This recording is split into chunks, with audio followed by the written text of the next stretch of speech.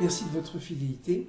Aujourd'hui, j'aimerais vous parler des 10 paroles, le décalogue, qu'on appelle aussi les 10 commandements.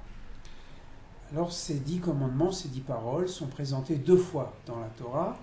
Une fois dans le livre de l'Exode, quand Dieu s'adresse au peuple d'Israël en leur révélant oralement d'abord les 10 paroles, avant que Moïse ne monte au Sinaï chercher les tables de pierre qui contiennent donc ces paroles gravées.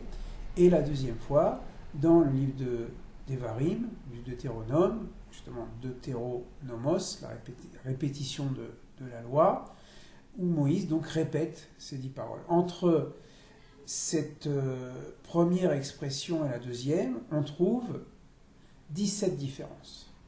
Alors bien sûr, on peut toujours avancer l'argument de critique historique en disant que c'est deux textes différents ou deux écoles différentes, deux écoles de scribes différentes, et que finalement on a gardé les deux traditions. Les rabbins qui posent des questions comme les critiques bibliques donnent une réponse différente. La réponse qui est donnée, c'est une réponse, on pourrait dire, d'ordre pédagogique. C'est-à-dire que quand Dieu s'adresse pour la première fois au peuple d'Israël, et cette fois-ci à la totalité du peuple d'Israël, et pas par l'intermédiaire de Moïse, eh bien, il s'adresse à ce peuple qui vient de sortir d'Égypte, qui est imprégné d'idolâtrie, de toutes les conceptions polythéistes. Et Dieu se révèle donc comme le créateur, le libérateur des cieux et de la terre. D'abord le libérateur, d'ailleurs je devrais préciser, et ensuite le créateur, lorsqu'il parle du Shabbat, tu feras le Shabbat, parce que l'Éternel ton Dieu a créé le monde en 6 jours et il a cessé le 7e jour.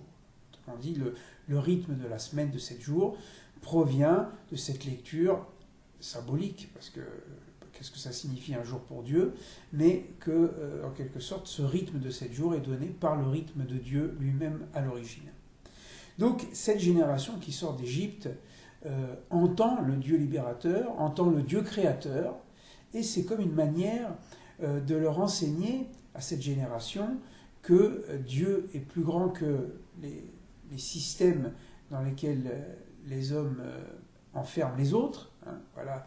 Dieu était plus puissant que Pharaon, et puis les divinités, les forces de la nature, considérées comme des divinités, ne sont que des créations de Dieu. Donc ce sont des éléments extrêmement importants qui sont transmis au peuple d'Israël. Lorsque Moïse va répéter les 10 paroles, eh bien, il va procéder à des changements. Alors pourquoi des changements ? Parce qu'il s'adresse à une nouvelle génération. Ce n'est pas la génération qui a été pétrie d'idolâtrie et de toutes les conceptions polythéistes.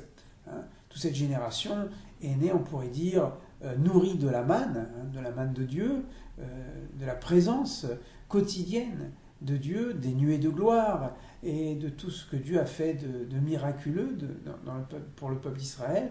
Et donc, la question du polythéisme ne se pose pas. À la limite, s'il y a des rébellions, c'est plutôt parce qu'ils ont faim, ils ont soif, ils sont un peu comme des enfants qui veulent maintenant et tout de suite, mais ce n'est jamais une remise en cause de Hachem, du tétragramme. Donc Moïse qui s'adresse à une nouvelle génération qui va entrer dans la terre d'Israël, qui va construire vraiment la société d'Israël, eh bien, il modifie le texte, il va apporter des nuances. Par exemple, j'ai parlé du Shabbat, eh bien, en effet, le Shabbat n'est plus mentionné comme le jour qui rappelle la création du monde et le repos, la cessation le 7e jour, mais rappelle la sortie d'Égypte. Voilà. C'est-à-dire que le Shabbat va prendre ici non plus une dimension, on pourrait dire théologique, mais une dimension politique, une dimension sociale. Ça veut dire quoi ? Ça veut dire que maintenant, le peuple d'Israël, qui est au fait de cette présence divine au milieu de vous, à travers le sanctuaire, mais surtout au milieu de vous, ça veut dire dans votre cœur, si vous le faites entrer, Dieu, eh bien, vous allez maintenant construire une société. Et toute société court le risque de devenir totalitaire, de rejeter l'autre, de rejeter l'étranger. C'est pour ça que dans la Torah, il était mentionné déjà dans le Lévitique, tu aimeras ton prochain comme toi-même, mais aussi tu aimeras l'étranger comme toi-même. Et donc Moïse va donner une nouvelle raison au Shabbat, qui n'annule pas la première, bien sûr, que Dieu est le Créateur, mais aussi de responsabiliser le peuple d'Israël qui va entrer dans la terre d'Israël. Et donc les nouvelles lois qui vont être apportées, ce sont des lois qui concernent le peuple d'Israël sur la terre d'Israël, où très souvent Moïse va mettre en garde contre les abus du pouvoir. Voilà. Donc nous voyons que Moïse, eh bien, transforme presque volontairement le texte des 10 paroles, les paroles de Dieu. Il ne les prend pas au mot à mot. Donc Moïse n'est pas fondamentaliste. Moïse est pédagogue. Il comprend qu'il faut s'adresser dans chaque génération selon le langage, selon la problématique, selon la question de la génération.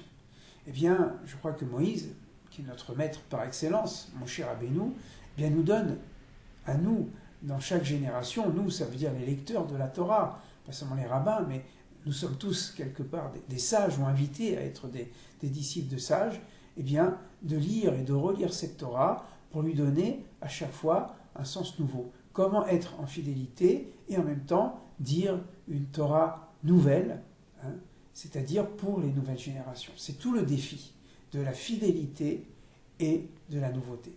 Voilà. Et bien, dans notre temps contemporain, on voit qu'il y a beaucoup de questions qui se posent au peuple d'Israël.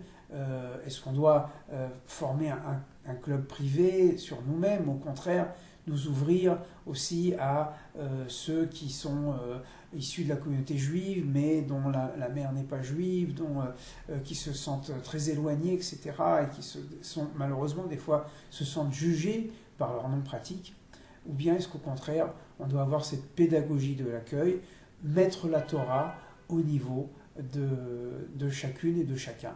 Voilà, c'est Moïse qui nous donne cet exemple, et ça nous donne à réfléchir, bien sûr, dans notre temps contemporain. Voilà, à très bientôt. Au revoir.